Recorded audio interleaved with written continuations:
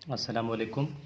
आज का जो टॉपिक है वो है एंटी ट्यूबरक्लोसिस ड्रग्स, यानी इसको क्या बोलते हैं, टीबी, ट्यूबरक्लोसिस ड्रग्स।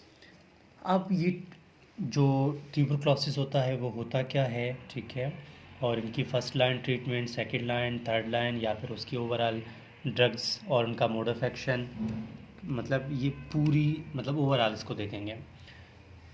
ट्यूबरक्लोसिस जो कि टीबी की बीमारी इसको कहते हैं, ठीक है। Tuberculosis is a chronic disease, ठीक है। ये क्रॉनिक डिजीज़ है और जो कि काज्ड होता है एक बैक्टीरिया से, काज्ड बाय बैक्टीरिया, उसका नाम क्या है, माइकोबैक्टीरियम ट्यूबरक्लोसिस, ठीक है। काज्ड बाय माइकोबैक्टीरियम ट्यूबरक्लोसिस, इसीलिए इसको ट्यूबरक्लोसिस कहते हैं। अब ये ट्यूबरक्लोसिस किस शेप का होता है, तो उसको बोलेंगे इट इज़ रॉड शेप, ठीक है। जो बैक्टीरिया होता है ट्यूबरक्लोसिस का वो रॉड शेप होता है। ये किसने डिस्कवर किया, ठीक है, discovered by Robert Cooch,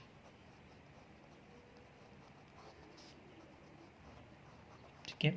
Robert कूच ने इसको डिस्कवर किया था, इस बैक्टीरिया को, कि किस तरह ये डिजीज़ काज करता है, ठीक है। तो इसके फीचर्स,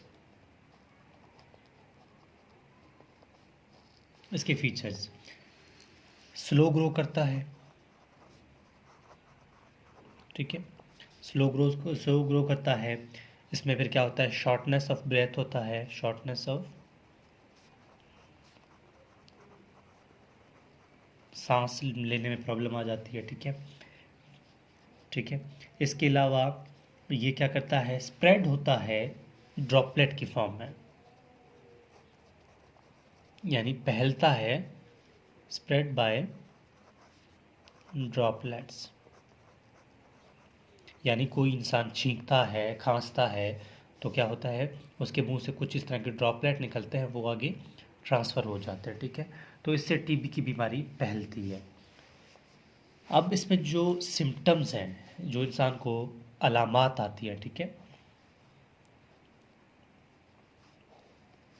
उन अलामात में सबसे पहले आप ही कह लें कि वेट लॉस, ठीक है, वेट लॉस होता है, और फीवर होती है, ठीक है, फीवर, स्वेटिंग यानी पसीने आते हैं, वीकनेस होती है, ठीक है, वीकनेस होती है, इस तरह की चीज़ें, भूख नहीं लगती, ठीक है, बहुत सारे ऐसे प्रॉब्लम्स आ जाते हैं, नींद नहीं आती, भूख नहीं लगती। तो ये हो गया हमारे पास टीबी की एक फुल, एक मतलब डिस्क्रिप्शन कि टीबी होता क्या है। अब जो ड्रग्स हैं, ठीक है, ड्रग्स, इसकी ट्रीटमेंट, फर्स्ट लाइन ड्रग्स जो इसकी ना, फर्स्ट लाइन यानी कि टीबी को ट्रीट करने के लिए पहली बीमारियों की जो दवाइयाँ हैं टीबी के बारे में, वो कौन सी हैं। सबसे पहले हम जो ड्रग्स देंगे ना, उनका निमोनिक है आई रैप, ठीक है, आई रैप, यानी सबसे पहला है, आई मतलब आइसोनियाजाइड, आइसोनियाजाइड, बहुत बेहतरीन ये ड्रग जो है ना, पूछा जाता है आइसोनियाजाइड के साइड इफ़ेक्ट्स वगैरह। आइसोनियाजाइड, सेकंड है रिफॉर्मसिन, रिफॉर्मसिन, आइसोनियाजाइड, रिफॉर्मसिन। ई है, मतलब ई को, मतलब ई जो है वो है इथाम्ब्यूटोल, इथाम्ब्यूटोल, इथाम्ब्यूटोल, और फी है, पी जो है लास्ट में वो है पैराजिनामाइड,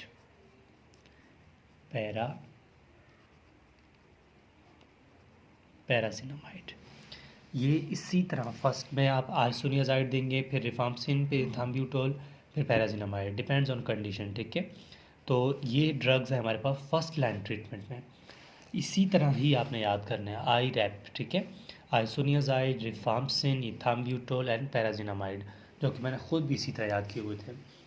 अब इसके अलावा सेकंड लाइन ट्रीटमेंट कौन सी है? फर्स्ट लाइन तो हमें समझ आ गई, ठीक है। अब सेकंड लाइन ट्रीटमेंट जो है उसमें हम फ्लोरोक्विनोलॉन्स इस्तेमाल करेंगे। Second line treatment, second line treatment में हम ट्यूबरक्लोसिस में फ्लोरोक्विनोलॉन्स यूज़ करेंगे। कौन से यूज़ करेंगे? Fluoroquinolones, fluoroquinolones. अब फ्लोरोक्विनोलॉन्स कौन से हैं? आप सबको पता होगा, ओफ्लॉक्सासिन, ठीक है, ofloxacin, levofloxacin, ofloxacin, levofloxacin, moxifloxacin, ciprofloxacin, moxifloxacin और क्या? सिप्रोफ्लॉक्सासिन।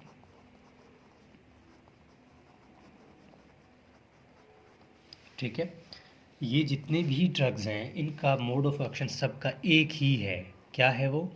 ये क्या करते हैं? ये फ्लोरोक्विनोलॉन्स ये डीएनए सिंथेसिस की इनिबिशन करते हैं, ठीक है। इनिबिटर मतलब जो डीएनए सिंथेसिस है ना उसको ख़त्म कर देते हैं, बैक्टीरिया के डीएनए को रोक देते हैं, ठीक है। ये एंटीबायोटिक है असल में। अब आगे क्या होगा? मतलब जो सेकेंड लाइन ट्रीटमेंट के बाद थर्ड लाइन ट्रीटमेंट, उसमें हम कहते हैं other oral drugs, oral drugs या फिर अदर ऑरल ड्रग्स, यानी इसके अलावा जो ड्रग्स बनते हैं वो हमारे पास कौन कौन से हैं? वो है साइक्लोसीरीन,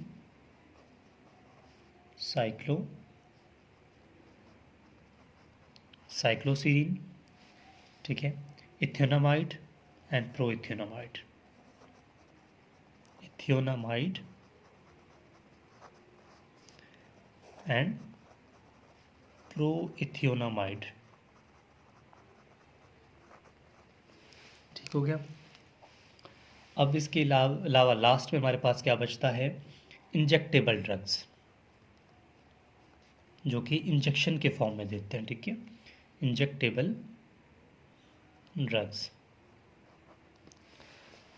अब ये इंजेक्टेबल ड्रग्स जो हैं इनमें आते हैं दो, कानामाइसिन एंड अमीकासिन। कानामाइसिन ये भी एंटीबायोटिक ही होता है, ठीक है, एंड अमीकासिन, अमीकासिन जो कि इंजेक्शन ग्रेसेल के नाम से आता है, इंजेक्शन ग्रेसेल के नाम से आता है, ठीक है। और ये क्या करते हैं? ये एक मतलब इसका मोड ऑफ एक्शन क्या है? ये इसकी सिंपल सी बात है, ये प्रोटीन सिंथेसिस को इनिबिटर करता है, ठीक है, क्योंकि ये 30S पे एक्ट कर लेता है राइबोसोम में, तो वहाँ से इसको प्रोटीन सिंथेसिस को इनिबिट कर लेता है। लेकिन ये तो हमारे पास ओवरऑल बातें हुई कि ड्रग्स कौन से हैं। अब थोड़ी थोड़ी इसकी मोड ऑफ एक्शन की बात करेंगे। सबसे पहले अगर मैं बात करूं ये इस ग्रुप की, ठीक है, आइसोनियाजाइड की। आइसोनियाजाइड क्या है? ये माइकोलिक एसिड की सिंथेसिस को इनहिबिट करता है। अब माइकोलिक एसिड क्या है? बैक्टीरिया जो को ट्यूबरक्लोसिस, माइकोबैक्टीरियम ट्यूबरक्लोसिस है, उसकी जो सेल वॉल है, ठीक है, ये माइकोबैक्टीरिया ट्यूबरक्लोसिस है, इसकी जो सेल वॉल है ये माइकोलिक एसिड से बना होता है, ठीक है, जो कि हार्ड होता है। अब आइसोनियाजाइड क्या करेगा? आइसोनियाजाइड इनहिबिट करता है सिंथेसिस ऑफ माइकोलिक एसिड। अगर माइकोलिक एसिड की सिंथेसिस को इनहिबिट करता है तो यहाँ से बैक्टीरिया की जो माइकोलिक एसिड की वजह से जो सेल वॉल हार्डनिंग थी वो ख़त्म होगा, ठीक है, वो बनेगा ही नहीं, वो बनेगा ही नहीं, तो कोई भी एंटीबायोटिक हम देंगे तो वो मर जाएगा। यानी कि लाजमी बात है, सेल का जो प्रोटेक्टर लेयर है वो नहीं बनेगा तो सेल टूट जाएगा, ख़त्म हो जाएगा। तो आइसोनियाजाइड क्या करता है? ये माइकोलिक एसिड की सिंथेसिस को इनहिबिट करता है, ठीक है, बंद कर देता है। और इसकी जो साइड इफ़ेक्ट है न्यूरोपैथी है, ठीक है, हेपेटाइटिस और फिट्स। अगर इसकी साइड इफ़ेक्ट ओवरडोज की बात करें, न्यूरोपैथी, फिट्स एंड हेपेटाइटिस, ठीक है, लिख लें। अब फिर रिफाम्पसिन की बात आती है। रिफाम्पसिन क्या करता है? ये इनहिबिट करता है एक्शन किसका? डीएनए डिपेंडेंट आरएनए पॉलीमरेज का, ठीक है, डीएनए डिपेंडेंट आरएनए पॉलीमरेज की सिंथेसिस जो एक्शन है उसको इनिबिट करता है। ठीक हो गया। इसके अलावा जो मैं बात करूँ ये मतलब सारे इसी तरह काम करता है। और पैराजिनामाइड की थोड़ा डिस्क्रिप्शन होगी कि पैराजिनामाइड किस तरह एक्ट कर लेता है। ठीक है, तो मैं यहाँ पर थोड़ा पैराजिनामाइड के बारे में बता दूँ। देखिए पैराजिनामाइड